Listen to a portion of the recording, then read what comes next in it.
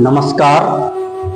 जीवन में यदि सफलता अर्जित करनी है तो कार्य के प्रति निरंतरता और लगन और मेहनत होना अति आवश्यक है।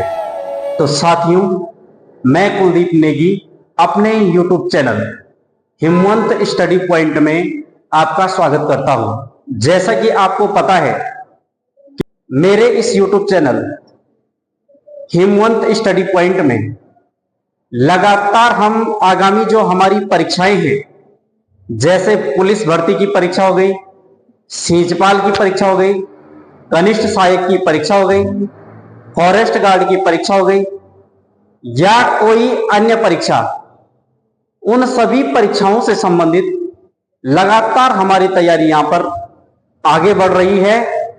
और यहां पर सामान्य अध्ययन से संबंधित मैं आप लोगों को सभी सब्जेक्ट को पढ़ा रहा हूं, जो कि आपकी आगामी परीक्षाओं के लिए बहुत ही महत्वपूर्ण साबित होंगी।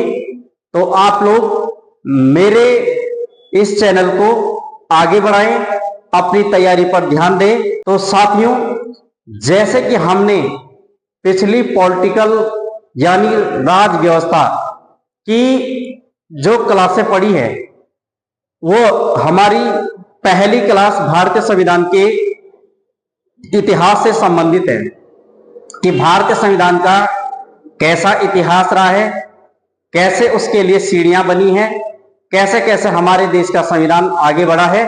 उस संविधान का के लिए प्रमुख आर्टिकल कहां कहां से लिए गए, कौन कौन सी चीजें ऐसी थी, अंग्रेजों की कौन कौन सी नीतियां अच्छी थी, जिनको हमारे संविधान में शामिल किया गया। इसी क्रम को आगे बढ़ाने जा रहे हैं कि जैसे कि हमें पता है, हमारे देश का संविधान हमें इतनी आसानी से नहीं मिला है। हमारा संविधान ही हमें हर प्रकार की आजादी देता है और हमें अपने बुद्धिजीवियों पर गर्व करना चाहिए, जिन्होंने हमें इतना महान संविधान दिया। और इस संविधान की वजह से हम अपने अधिकारों को समझते हैं और अपने अधिकारों का प्रयोग करके समाज में अच्छे कार्य करके अच्छी जगह हासिल कर सकते हैं। तो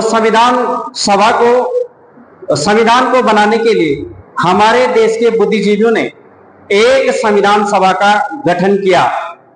अंग्रेजों द्वारा यहां पर पहले संविधान सभा बनाने को कहा गया था और हमारे देश के बुद्धिजीवियों ने संविधान सभा गठित करके अलग अलग समितियां इस संविधान के अंतर्गत बनाई और संविधान पर बहुत लंबी बहस हुई, काफी लंबा इसका समय चला, काफी लंबे इसके वाचन चले।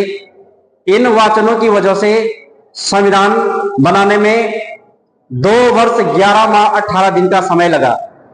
तो साथियों, इस प्रकार से हमारे संविधान को बनाने में बहुत सारे बुद्धिजीवियों का सहयोग है, जिससे कि हमें आज इतना विस्तृत और इतना अच्छा संविधान देखने को मिलता है।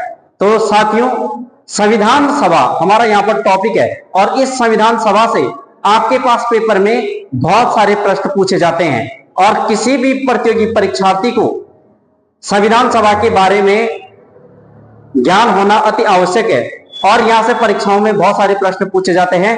तो आइए ज्यादा चर्चा न करते हुए मुख्य बिंदुओं पर फोकस करें, जो कि आपकी आगामी परीक्षाओं के लिए महत्वपूर्ण सिद्ध हो सके। तो आप देख सकते हैं। तो साथियों, यहां पर हम पढ़ने जा रहे हैं संविधान सभा। जो ये संविधान सभा बनाई गई, पहले इस संविधान सभा का गठन किया गया। इसके जो गठन की तारीख थी जुलाई 1946 में संविधान सभा का गठन किया गया। इससे पहले 1924 में संविधान सभा का विचार सबसे पहले स्वराज पार्टी द्वारा दिया गया था। 1924 में स्वराज पार्टी द्वारा संविधान सभा का विचार दिया गया था और संविधान सभा का गठन जुलाई 1946 को किया गया। इसके बाद संविधान सभा को बनाने के लिए जो अंग्रेजी सरकार ने कैबिनेट मिशन के जो मेंबर भेजे थे, जो सदस्य भेजे थे, तो कैबिनेट मिशन के सदस्य भारत में संविधान सभा बनाने के जो परामर्श को लेकर आए थे। तो इसमें सर स्टोफर्ड क्रिप्स, पैट्रिक लॉरेंस, एवी अलेक्जेंडर थी।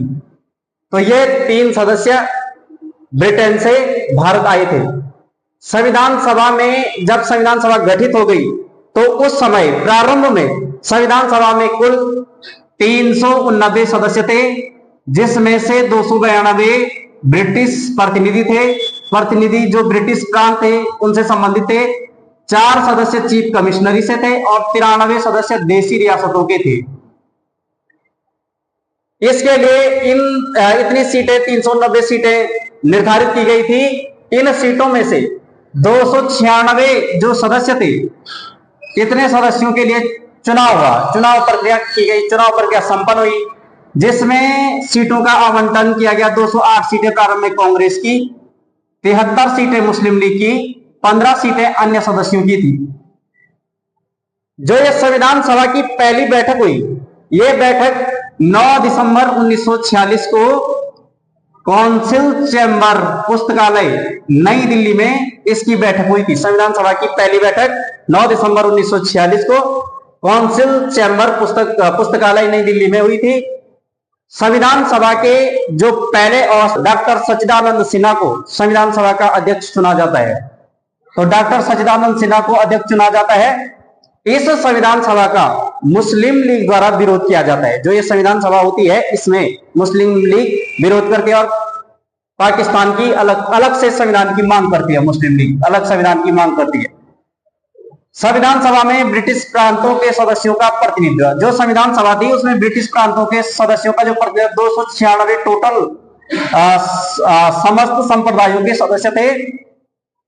इसमें से हिंदू 163 सदस्य थे, मुस्लिम 80 सदस्य थे, अनुसूचित जाति के 31, ईसाई धर्म के 6, पिछड़ी जनजाति के 6, सिख 4, एंग्लो इंडियन 3, पारसी 3 और ये पूरे 296 सदस्य होते हैं। लेकिन संविधान सभा में समस्त संप्रदायों से महिला सदस्यों की जो टोटल संख्या होती है 15 होती है। तो 15 महिला सदस्य होती है संविधान सभा में। 11 दिसंबर को 1946 को राजेंद्र प्रसाद को संविधान सभा का अस्थायी अध्यक्ष चुना गया। 11 दिसंबर 1946 को संविधान सभा के 2 उपाध्यक्ष भी चुने गए थे। एच.सी. मुखर्जी, टी.टी. कृष्णामाचारी 2 उपाध्यक्ष चुने गए थे।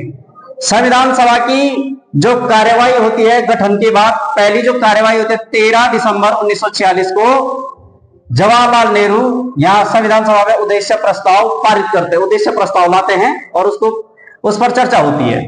22 जनवरी 1947 को उद्देश्य प्रस्ताव को स्वीकृति मिलती है और इस उद्देश्य प्रस्ताव के साथ अनेक समितियां नियुक्त होती है जो हमारे संविधान को बनाने में महत्वपूर्ण होती है।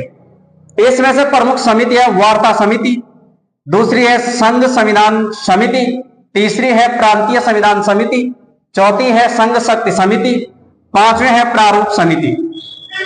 बी.एन. राव संविधान के प्रारूप पर विचार विमर्श के लिए सभी को बिठाते हैं, विचार विमर्श करते हैं।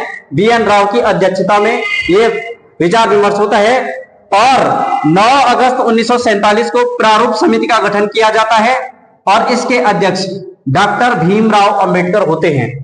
प्रारूप समिति के 7 सदस्य होते हैं। इन 7 सदस्यों में से पहले जो अध्यक्ष होते हैं डॉक्टर भीमराव अंबेडकर अध्यक्ष होते हैं, जो पहले बंगाल से चुनकर आते हैं और देश के विभाजन के बाद मुंबई से चुनकर आते हैं। दूसरे सदस्य होते हैं एन गोपाल स्वामी अयंगर, तीसरे सदस्य होते हैं अल्लादी कृष्णा स्वामी अयंगर, चौथे सदस्य होते हैं कन्हैयालाल माणिकलाल मुंशी, 5वें सदस्य होते हैं सैयद मोहम्मद सादुल्ला, 6वें सदस्य होते हैं एन माधवन राव और बाद में इनके स्थान पर बी.एल. मित्रा आ जाते हैं। एन माधवन राव के स्थान पर आ जाते हैं बी.एल. मित्रा। 7वें सदस्य टी.टी. कृष्णामाचारी होते हैं। इनकी मृत्यु हो जाती है उसी दौरान और तब इनके जगह पर आते हैं डी.पी. खेतान। तो ये संविधान सभा के 7 सदस्य होते हैं। प्रारूप समिति के संविधान सभा में प्रारूप समिति के 7 सदस्य होते हैं। संविधान सभा के प्रारूप को तैयार करने में कुल 141 बैठकें हुई। 3 जून 1947 को देश का विभाजन होने के साथ सदस्यों की संख्या 324 रह गई। 235 प्रांतों से थे और 89 देशी रियासतों से थे।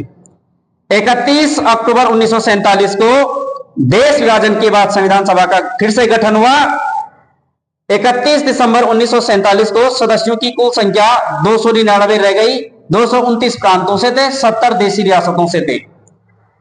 21 फरवरी 1948 को प्रारूप समिति ने संविधान सभा की रिपोर्ट प्रस्तुत की। फिर से संविधान सभा का पहला वाचन 4 नवंबर से 9 नवंबर 1948 को हुआ।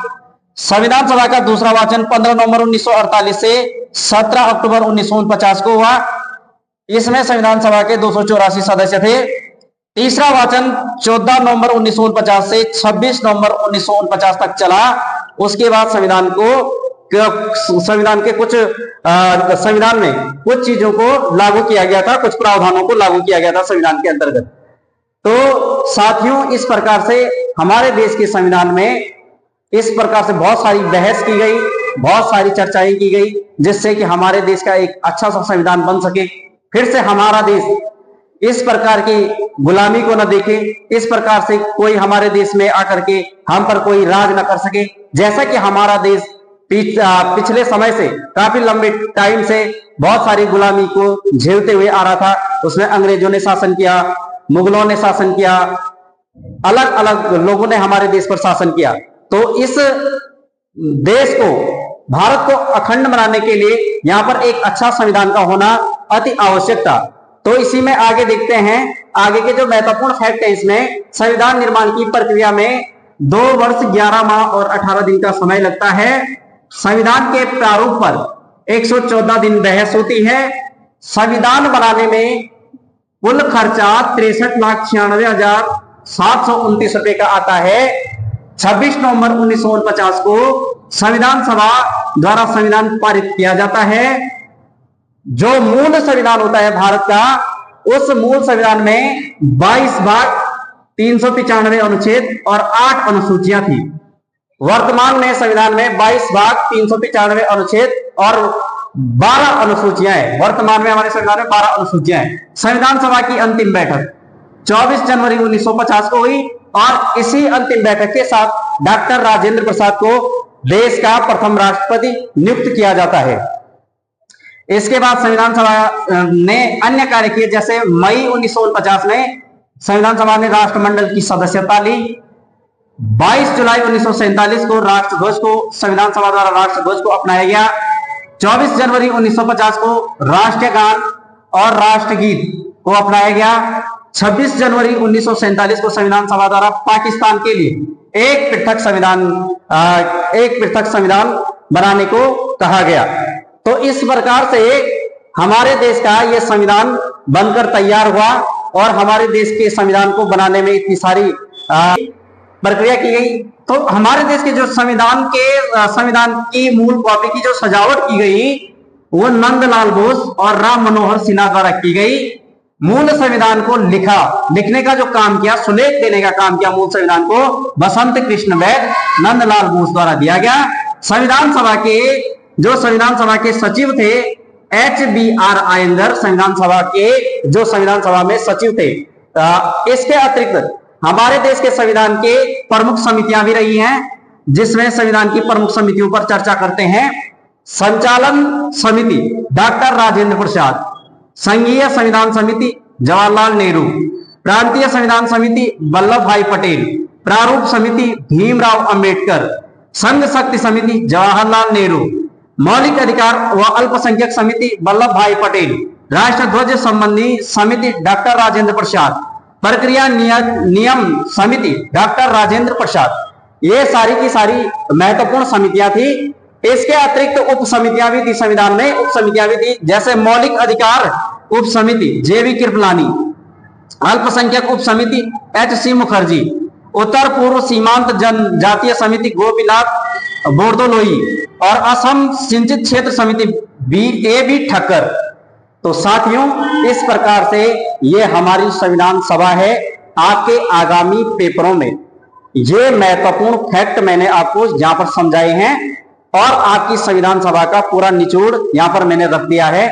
उम्मीद है कि ये क्लास आपको पसंद आई होगी। आप इन महत्वपूर्ण बिंदुओं पर ध्यान देंगे और जरूर यहां से कोई अगर प्रश्न पूछा जाएगा, यदि आप सही तरीके से इसको तैयार करते हैं तो आपका कोई भी प्रश्न यहां से गलत नहीं होगा। तो साथियों, आज की क्लास में इतना ही। यदि आप ऑफलाइन माध्यम से तैयारी करना चाहते हैं तो आप हमारे संस्थान प्रगति करियर कोचिंग संस्थान, निकट यूनियन बैंक, मेन मार्केट, अगस्त मुनि, जनपद रुद्रप्रयाग में आकर ऑफलाइन तैयारी कर सकते हैं। और साथियों, आज की क्लास में इतना ही। तब तक के लिए धन्यवाद। आपका दिन शुभ हो। इन्हीं शुभकामनाओं के साथ जय हिंद, जय भारत, जय उत्तराखंड।